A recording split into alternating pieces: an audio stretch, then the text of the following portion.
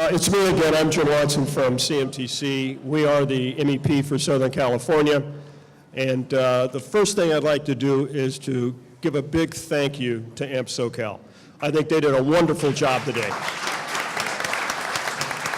So Deepak and Dion and Leonard and everybody, thank you so much for a great afternoon. Second of all, I'd like to get a shout out to Al DeVille. Al DeVille is putting on a Southern California Aerospace Expo next March. And, stand up, Al, wave your hand. We're very interested in people knowing about it because one of the things we want to do is to get more people involved with aerospace and defense and to get more people involved in aerospace and defense with each other. And those are the kinds of way we can do it. So I've been asked to moderate the innovation panel, and when they asked me, I jumped right on it for a couple of reasons. First of all, I've spent most of my life in manufacturing, as a manufacturer and then helping other manufacturers. And I can tell you firsthand that innovation, and this panel is on innovation and what's available in the region, definitely can lead to jobs, but it's got to grow companies first. So the way it works is you innovate, you grow your business, and then you hire. Because when I was in manufacturing, we didn't wake up every morning and say, let's go hire a bunch of employees. Okay, we had to have a reason to do it. The second reason I jumped on this is innovation is pervasive. It's everywhere, it's talked about all the time, and it's easy to get a panel, first of all, to do that.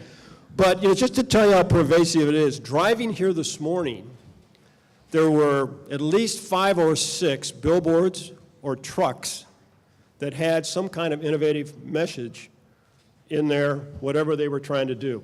And the one that caught my attention, there was a white pickup truck filled with pipe and all kinds of hammers and things of that nature. And when I pulled up beside it, it said, Smith and Company, an innovative approach to plumbing. Okay, now that's how far innovation has gone. So enough of the foolishness. Let me introduce my panelists.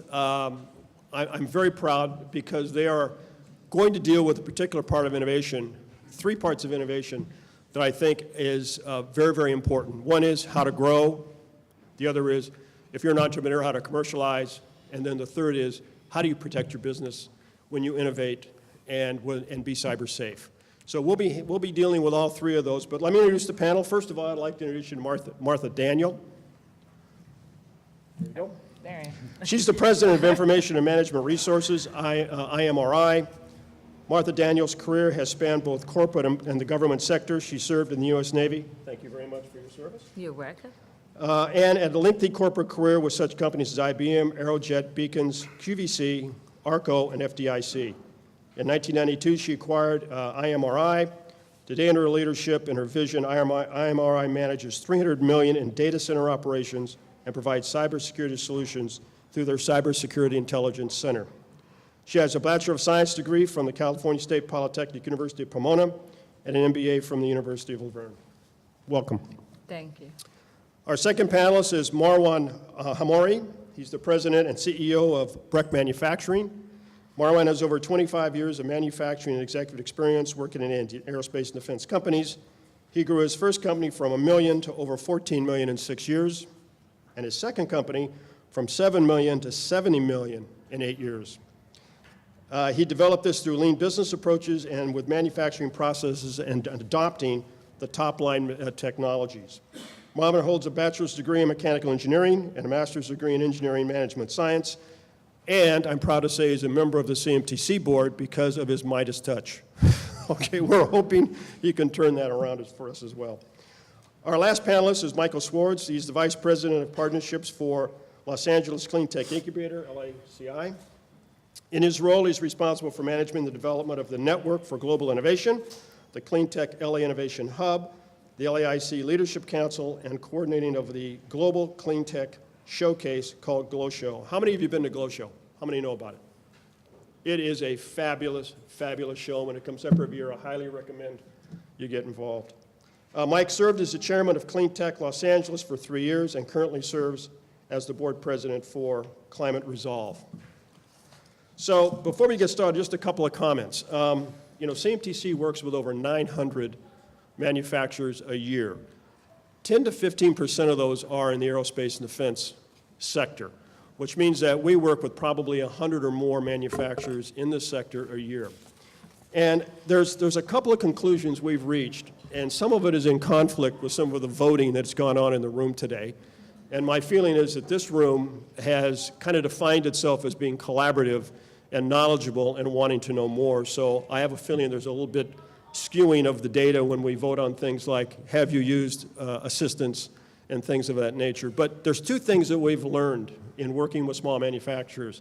The first is the idea that even though innovation and change is the new normal, less than 1 in 5 have an innovation plan of any kind. I'm talking a formal innovation plan. That doesn't mean they don't innovate.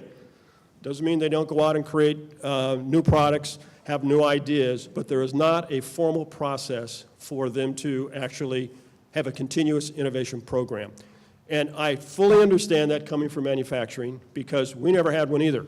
In fact, we were lucky to have a strategic plan when we were running our company. It was a $15 million company. And so the fact is that most manufacturers innovate when they have to, okay? When there's something that's come down that they have to do, or if they have some extra time. And I can tell you at our company, the extra time for innovation was on Friday afternoons. That was it. Because we were pushing stuff out the door, we were trying to buy things, we were making things, and we were at trade shows, we were trying to get new customers, and so the idea of what are we going to do next was really something that took a very small piece of our time, and even on Friday afternoons, half of us left early. Okay, so we really didn't get a chance to really hone in on what our company needed to do, and it was a very successful organization as well. The second thing we learned in the importance of SoCal and what they do is that regardless of the voting up here, a vast majority of small manufacturers have no idea of the resources in the community. They have no idea of the incentives in the community. They have no idea of the workforce training in the community. The surveys that we run indicate that when they want to hire somebody, most small manufacturers run an ad.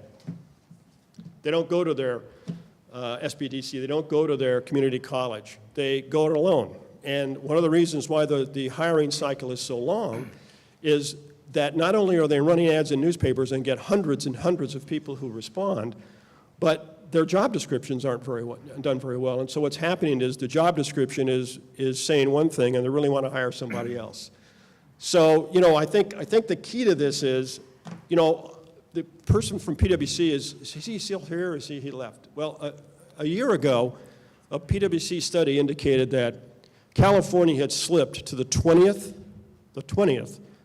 most desirable state for aerospace manufacturing.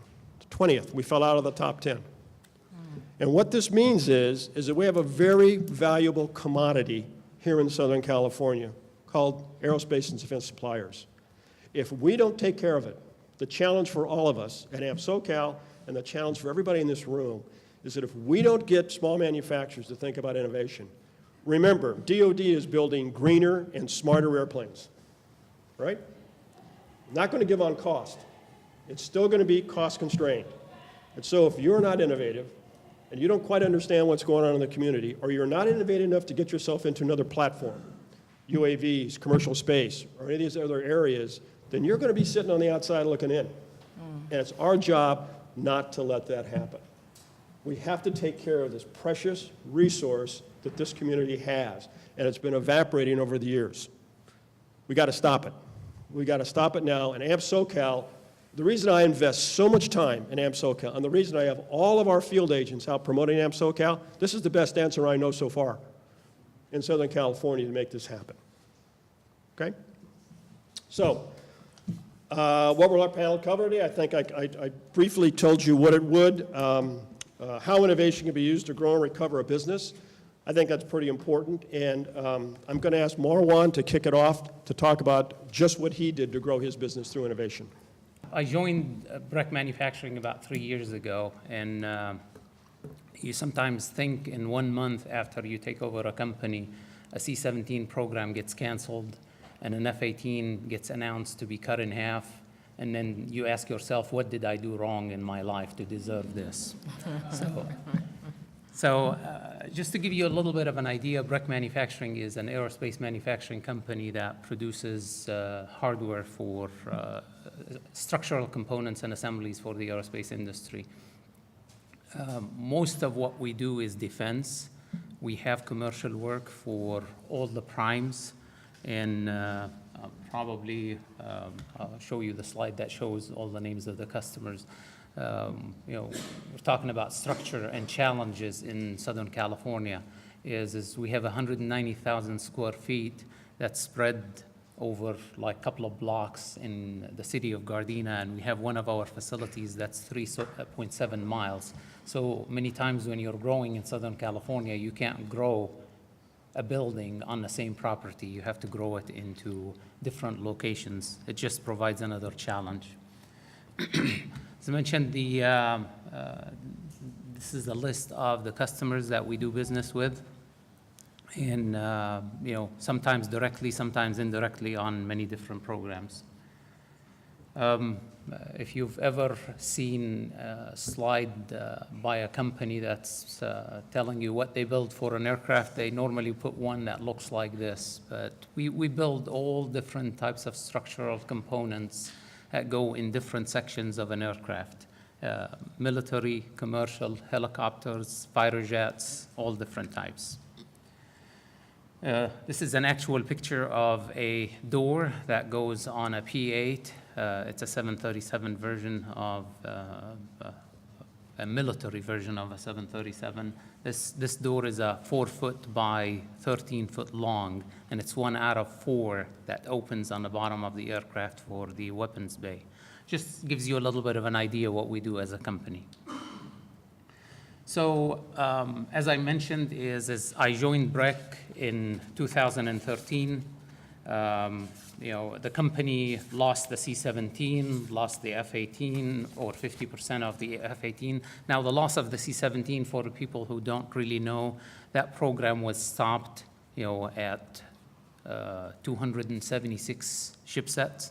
Actually, I started on the program in the early 90s, and I remember that number 36 to 40 were the last 4 planes that were going to be built in Long Beach because the Air Force was canceling the program, and it lasted another 20-some years after that. But, it came to an end. It was 35% of the business of our company, and with everything else that the company lost, we've lost almost like 50% of our business. Now, in last year, our sales were 55% of 2013, and we did about 60% EBITDA. EBITDA is earnings before interest, taxes, depreciation, and amortization for the people who don't really know. Most of the time, if you really tell someone that a company is losing almost 50% of its business, the chances of it surviving is a difficult one. And we were able to survive it, and we did 65% of the EBITDA of 2013, which was a major accomplishment. We're estimating our sales are going to be within 20%, so we've recovered, we'll say 80% of the business that was lost over the past couple of years, and we're expecting our profits to be higher than what they were in 2013.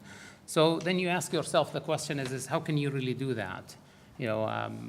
Southern California is an expensive state, whether it's labor, whether it's overhead, all different types of costs, regulations, and how can you really do it? You can't do it by doing what you've done all your life, thinking that it's okay, because we've done it this way all the time. We can really do it the same way and be successful.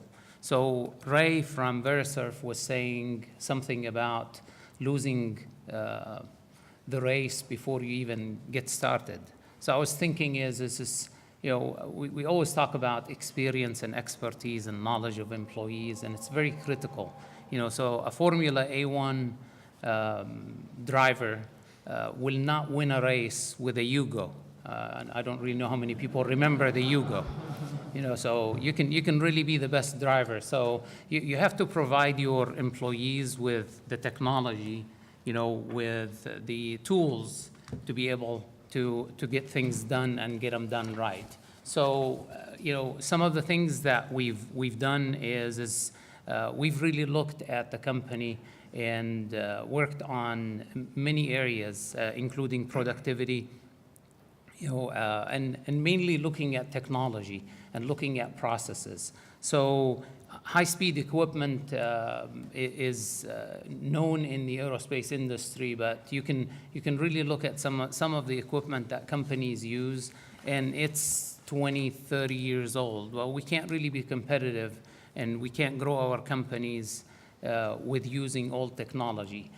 Different countries, we talk about China. China invests in the state-of-the-art technology, invest in all the different systems for us to compete with. So regardless of how much their wages are going up, we definitely have to stay up with technology.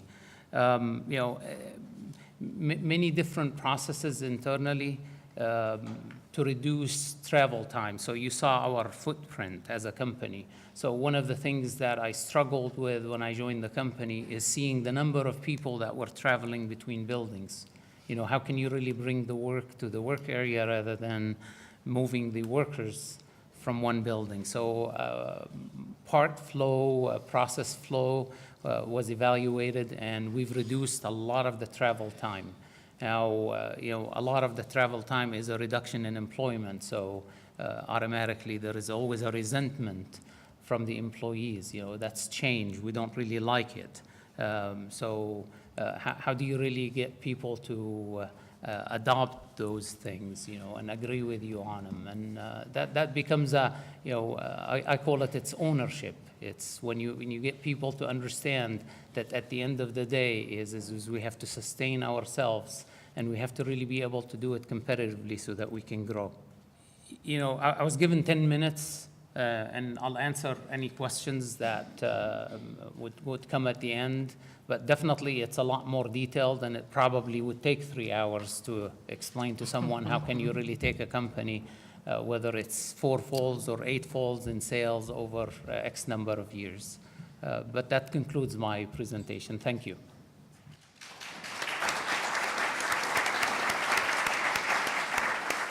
Next up is Michael Swartz, and I think one of the things that I learned was that how really innovative Southern California is. I think when you think about innovation, everybody thinks about Silicon Valley, but there's more going on down here in terms of tech shops and maker spaces and everything else than you can really believe just from what you hear. So what Michael will do is to give us an overview of a key resource in the region that helps entrepreneurs bring their idea to commercialization. I work at the Los Angeles Clean Tech Incubator, or LACI. We are an early stage clean tech incubator located in downtown Los Angeles. We're in the Arts District. For those of you who are familiar with downtown, we're located right across the street from the Earth Cafe at 5th and Hewitt. I heard someone earlier talk about public-private partnerships. We are a public-private partnership. We were created by the city of Los Angeles almost 5 years ago as part of an economic development strategy for the former industrial core of downtown Los Angeles. The city, through the mayor's office, had drafted a strategy for creating something called the Clean Tech Corridor, which would use a series of local, state, and federal financial incentives to lure clean tech companies down to that area. And we were to be one of the cornerstone projects of that strategy. Unfortunately, when Jerry Brown came to office, he repurposed a lot of the funding that went into the redevelopment agencies. And so we weren't able to fully realize the entire strategy for the Clean Tech Corridor. However, we were able to get this project started. And I just want to make sure that everyone understands I'm not criticizing the governor at all. They've been a tremendous partner of ours, and I'll talk about that in a little while. We are one of the state's designated innovation hubs, and so it's a great story. We currently have 20 employees. We have 3 campuses, one in downtown Los Angeles, one at CSUN, and another in Silicon Valley. We're developing an incubator in Mexico City, and we're developing another incubator in Addis Ababa, Ethiopia, through one of our international partnerships. We used to receive 90% of our funding from the City of Los Angeles, but by the end of this year, that will be down to under 15%. And I'll go through some of the other revenue areas in just a little bit. And I think most importantly to some people in this audience, we have a brand new world-class facility. For 4 years, we operated out of a 3,500 square foot abandoned bus terminal. And last November, we moved into the La Kretz Innovation Campus, which is a 60,000 square foot facility that has 30,000 square feet set aside for co-working and 30,000 square feet of space for the prototyping lab. I want to also take this opportunity to thank Jay Williams and the rest of the Department of Commerce staff that are here today. Without the Department of Commerce, this project would have never come to fruition. There's a tremendous amount of federal funding in this program, and I'll talk about that in a little bit. This is the La Kretz Innovation Campus, and I'll just give you a quick overview of it. And I'd also like to say that if any of you would ever like to schedule a tour, please come up to me and let me know. We also have public tours available every Friday at noon. So on the right side of the building, you have the co-working space. So we have 30,000 square feet of co-working space. We estimate that we have room for about 100 companies. That translates to about 230 desks. And then it's co-located with 30,000 square feet of world-class laboratory space. In these labs, you have a chemical lab or a wet lab, you have an electronics lab, you have a welding lab, you have a fabrication and wireless lab, and you have 7,000 square feet of space here where you have a robotics lab, you have a 22,000-pound water jet machine, you have a 3D print shop that has 8 3D printers, we have a workforce training and development center with a 40-person classroom, a 32-person classroom, a digital prototyping lab, a coders lab, and then we have in this space an energy efficiency and smart grid lab that is run by the Los Angeles Department of Water and Power. We have a technology demonstration space. We have the LADWP Customer Engagement Center. And so we really have what we think is the complete ecosystem for supporting the growth of early stage clean tech companies. A company can conceptualize a product, they can build a prototype of it, and they can validate it in the LADWP testing center or on the campus. We really envision using the entire campus as one big demonstration project. This is the first microgrid that was approved in the city of Los Angeles. And so you have outside the campus, you have 180 kilowatts of solar. And we're hoping to put some additional solar on the roof. So we think that by next year, we might have somewhere around 400 to 450 kilowatts of solar on the campus. And the cost for being in the incubator is $500 a month to be one of our portfolio companies, $500 for each desk that you need, and then we take a 2 to 5% equity stake in all of our companies. So here are some of the key stakeholders. Of course, the city is one of the most important partners. This whole concept was incubated through the mayor's office, and we work with the mayor's office on almost a daily basis. The building is owned by the Los Angeles Department of Water and Power, and they have been a tremendous partner for us. We work with all the major research universities and several other universities in the region. We have a satellite campus at Cal State University Northridge, as I mentioned earlier. LAEDC has been a tremendous partner, and so have all the other major business organizations. The County of Los Angeles has recently become a really important partner of ours. We just partnered on a successful $5 million grant from the California Energy Commission. And the federal government, as I mentioned, has also been a great partner. And MWD, the port, SoCal Gas, we work with all the major utilities. We have different kinds of partnerships with all those partners. And then Recently, we've developed some very strong relationships with some of the biggest financial institutions in the world, like JP Morgan and Wells Fargo, and they're really helping us on a whole host of different fronts, but most importantly, in developing the fund that is going to help support the growth of a lot of our companies. As I mentioned earlier, I think one of our biggest sources of strength is the diversity of our funding. I think someone brought up earlier that a lot of incubators have a very short shelf life. They're only around for a year or two. And then if there is a particularly bad budget cycle, whether they're in a university or in an industry partner, if they lose one source of funding, they usually go under. Well, we have a very diverse revenue stream, and we're expanding it just about every couple of months. We have a new source of revenue. One of our biggest new sources of revenue is the contract for hires. So we are building campuses all over the world, Mexico City, Addis Ababa, and a few other places that I can't really talk about just yet, but you'll probably hear about it soon.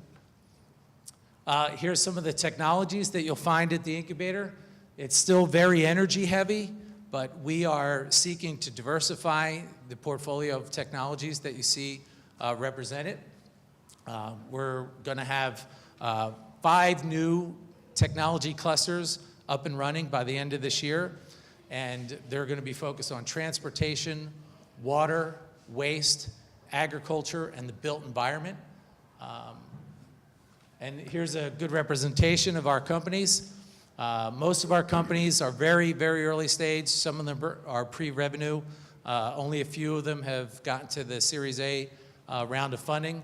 But I think if you want to learn more information about it, you can go to our website.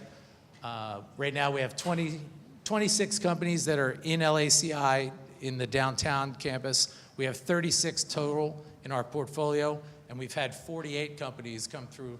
And I'll show you that slide in just a second. So actually, we've had 50 companies come through the incubator, 26 in the downtown campus. We've helped our companies raise over $70 million. We have created, either directly or indirectly, over 800 jobs. And the city of Los Angeles estimates that by the end of year 5, we will have generated over $180 million in economic value for the LA region. We have 6 executives in residence. I think this is our real secret sauce, what really separates us from a lot of other incubators. Our entrepreneurs get to tap into the experience, or the collective experience, of these EIRs, all of whom have been CEO or CEO founders of companies. Some of them have 40 years of work experience, and these entrepreneurs can sit down in one of our conference rooms anywhere from 2 to 12 hours a week and get some very high-touch mentoring and coaching from our executives. We also have a more expansive network of mentors and advisors, and I'd like to offer that if any of you have an interest in getting engaged with some of our companies as an unpaid mentor or advisor, we'd love to talk to you. We already talked about the new satellite campuses. And if I had more time, I would tell you about the Network for Global Innovation, which is one of the programs that I run at LACI.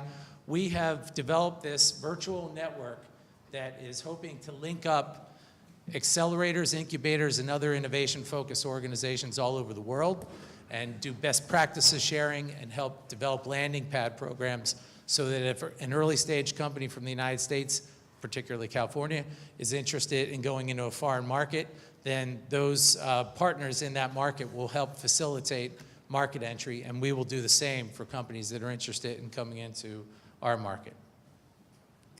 All this hard work has paid off. Last November, LACI was selected as the #3 university-associated incubator in the world by UBI. That was out of 1,200 incubators and accelerators that were evaluated. And the evaluation criteria was actually did not include the launch of the La Cretz Innovation Campus. Our next panelist, I'm very pleased to have Martha on the panel, and to talk a little bit about cyber. We have an advanced manufacturing team at CMTC that gets involved in additive and smart and everything else. And what we found out is that we're going to have to develop another practice in cyber, because the cyber threat of all of the work that we're going to be doing is overwhelming. So, Martha's here to talk about the threat not only to innovation, but the threat to manufacturing that is beginning. That's been around for quite a long time, and for the most part, small manufacturers are either unaware of it or don't believe they're targets. So, Martha? Cybersecurity, a word that I'm sure that many of you have heard and it's been announced more and more and more and over again. And in reality, it is not about the if, it's about the when. It is just an enormous issue. And if you think about it, when we created many of you can age back with me, we used to call it the superhighway before it got to be called the internet. But just for that thought, we designed this without thinking anything about any policing or anything of this nature. So just a little bit about why I think I could talk a little bit about the subject. And I want to talk everything that's been done in the data center that's from the beginning of data centers. IMRI has even been engaged and involved in it. Most of our work today is centered around with the defense. So many of you and most of your businesses are centered around trying to do business, some of it with the defense. So in the cyberspace for the last 8 years, IMRI has been engaged with supporting the largest network we consider in the world, which is 1,500 networks, 7 million devices, which is the United States government. The Defense Information Systems Agency consisted of about 15 facilities at one point, and we have worked with the Defense Information Systems Agency since 1996. And currently are working with them today. Today, we are engaged with the United States Army. They have over 300 networks. We are just finished deploying a major, robust cybersecurity system at all of the overseas locations, theaters for the Army, and currently beginning to install some of the solutions here in the other 300 networks that are here. In addition to that, with the Department of Homeland Security, the FEMA, with FEMA, we've been engaged with very similar type of operations where they're concerned about their supply chain, which doing third-party verification and validation of how or whether or not they are able to be cyber secured in doing work with FEMA. And in addition to that, all of the U.S. combatant commands, which are about 9, I can remember all of STRATCOM, CITCOM, PACOM, all of the comms. We've been installing all of the comms in the United States worldwide. So for a small business, we've been engaged over the last 8 years in really dealing with cybersecurity. And it's really an issue. Why is it so important to the government?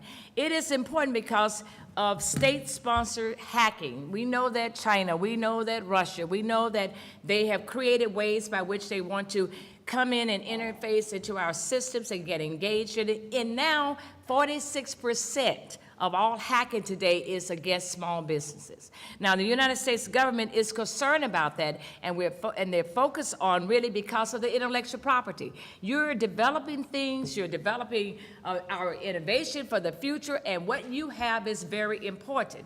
Now, it's so important that many of the people out there try to hack it and take it, and they do it in so many different ways. And one of the next area that we're concerned about for national security is protecting that intellectual property.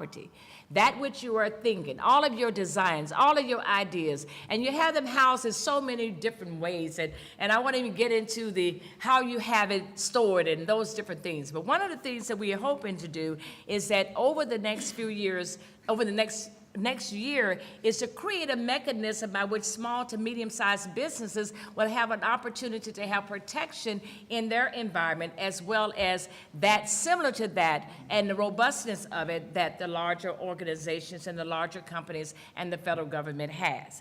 So with that being said, that a large scale of the economy is impacted through cyber. It is a war. It is truly a war. 3 million, think of it, 3 million attacks come up against the federal government in 1 month. 3 million, 100,000 per day. But the goodness has been, if you think about it, it's been a problem. So over the last few years, they've come up with a way to get the attack failures, okay? The failures are at a 99.9% failure of getting into their environment today. So there's only about 100 per day that are successful. That's a long ways down over the last years that I've been involved and engaged. And so it is that level. So now, think about it. So where did they go? If they can't go after the federal government, where do they go? They come to you because you house the other information that they could not get and can't get from the government. So now they go to the suppliers and they want to get your stuff because you're interfacing back and forth with the federal government. You have information. So they want your stuff. They want your stuff. So the key is that the Department of Homeland Security U.S. CERTS is an organization that has been designed to help you in developing some of the strategies for defense against some of the attacks. And that's starting now with the new vulnerabilities because they keep track of them in an ongoing and everyday basis. But let's talk about it from a bigger end. What does it mean to you as manufacturers? Federal and state and local government, what are your challenges? You're going to be challenged with federal, state, and local cyber regulations. It's no question, they're coming. And they're coming now because they now know how to regulate it. Let's just think about it. It wasn't able to be regulated. They didn't have the framework set up. And now NIST has a framework, and there are several, the HIPAA, and everyone has framework that's there. The other challenges that manufacturing companies are faced with is controlling the movement of data and messaging between networks. There are multiple networks you have within your platform and your environment. The other one is industry. Most people believe that it's an IT issue, and most people believe that their firewalls have them protected, okay? And to a certain level it does, but it does not, because you have multiple levels today that we've created, so therefore you still aren't protected even though you think you are because you have firewalls. Okay, and the last part is that malware. When we talk about ransomware and malware, it comes from malware. That is an example of penetration through your environment. So you can't get you to a point that they get you to ransomware where they're holding your stuff hostage until they break into your house, right? They got to break in first. So we got to talk about that. And only 80% of people, only 80% of today businesses only know about 80% of what their assets are that are residing in their environment. And that 20% is killing us today. And that 20% of unknown is a problem that we have, and that's the challenges that not only you have, but we have in the industry. So I'll just tell you briefly that the biggest thing that they're suffering with is taking your intellectual property, and they're also trying to get to you, to your industrial control systems, any of your manufacturing, any of your devices that you have. If they could get to it enough and get your documents and get your plans and get your information, then they can take it and replicate it. So those are the issues that you're having in the manufacturing. So the risk is in the supply chain. It's not only for you think about it from your business, but it's also in the supply chain, the other people who are interfacing with you. Real quickly, I'll talk about that. Right here, DOD is concerned, okay? They are really concerned. What does that mean? You now will have, by 2017, all businesses that will want to do business with the federal government will be required by the FARs to have compliance monitoring and being accepted by NIST, okay? That is a requirement. Now, many of you say, well, and most businesses, most small businesses are saying, I design devices. I'm not an IT person. I don't really understand what the FARs and what they're going to tell me about for understanding my environment. But that's a fact that there are rules and regulations that are coming your way. Effective full compliance is required by December of 31st of 2017. What does that mean? That means that you now have to understand what the cybersecurity standards are. Now you have to go, if you look at that list on the side, access control and awareness and training, there's a multitude of things. And if you look at it, it's very complex. So how do you get there and what do you do? You know, so as we look at it, this is one of the issues that are facing you coming forth, not only from doing business, but now if you want to do business with the federal government, you now have to meet certain criteria for your business to ensure that you cannot be penetrated or that you have some compliance to the cyber standards. Well, I bet you say, what do I do? I'm gonna look at that for a minute. That's a little complex, but I want you to look at it because I want it to appear complex. Your business is complex today, okay? You no longer do business with just yourself. You got mobile devices, you have printers, you have people that are outside. This is an example of a utility, but the vulnerability points are just there. You have telephone lines coming in today. You have removable media that you have today. You have Bluetooth information enabling devices. You have Wi-Fi enabling computers for Ethernet and SCADA systems. You have insufficient Wi-Fi. How many of you have more than one device that you carry around every day?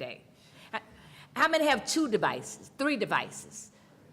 4 devices, laptop, PC, phone, okay? Earpiece in your ear. All of these are mechanisms and points by which they can come in and introduce themselves into a platform and an environment that will impact your operations. So when you look at securing the ecosystem, how do we look at that? Look at that for a moment, because I think it's important to see a couple of things out of that. If you look up at the top of that, there says a security solution of some sort. Well, you're saying I can barely keep my business operating today. How on earth am I going to now fund and have money to buy all these security things to protect myself in the arena of cyber? Well, there are some things that you can do. You can, the important piece of that I want you to really pay attention to is that, take it as an example. If you have a security system on your house, when you leave home, if you close the windows, you put the security system on, right? You turn it on and it locks and controls and look all around your house, and the security system will have some monitors. It may even have some adapters on your windows so that if somebody opened it, you can see it. So you're protected. Now, if someone opens a door or come into that, guess what it does? It tells somebody. It alarms, right? And that's what you have to do in your environment. I think I'm close. Am I in time? Okay. All right. So that's what you really have to do in your environment. You really have to protect the perimeter, the outside. So within your environment that you have to begin to think about what are the key things that are going to kill me. Now, if they come into your house and they want to hold you ransom, that's one thing. Now, we got a body. You got a heart. If you shoot me in my heart, you're probably going to kill me, right? But if you shoot me in the arm, I may live, right? So in your environments where you cannot have a network, many of you have one network. You have your finance on the same network. You have your intellectual property on the same network. You got everything running on that one network. That is your whole body. And if someone breaks into that one network, guess what they just did? They just killed you. You are dead. And now you're ransomware. And now you're paying money to get you, lock you up and encrypt that whole environment. So what I'm trying to just leave you with one thing that you can go home and do. Separate it. Separate the intellectual properties into another area. Separate your finances into another area. And then the last thing that I want you to think about, and what I'm talking to now, is the last part is detect, protect, and prevent. Prevention is thinking about it. Thinking about it just the way I said. Shoot me in the heart, you kill me. Shoot me in my arm, you don't. Okay? So what can you do? Simple as that. Understand what you're protecting. You cannot protect that which you don't know. So the first order of that is to do an assessment of what you got. Understand what's there. Separate it, segregate it. Last thing, identify your critical assets. The last is that once you do that, look at your strengths. Look at what the strengths are. I'm going to separate these things because if they get me here, I'm going to die. I don't want to die. I want to stay alive. I want to make some money. And then the last one is that I'm going to develop a cybersecurity roadmap that say that I may not be able to, you may not kill me, but I got this stuff here, and then I even got a copy of it sitting over here just in case you want to charge me ransomware, you will not have all of my stuff. So that's it. That's basically a quick one to kind of give you an idea of what's coming your way. Thank you so much.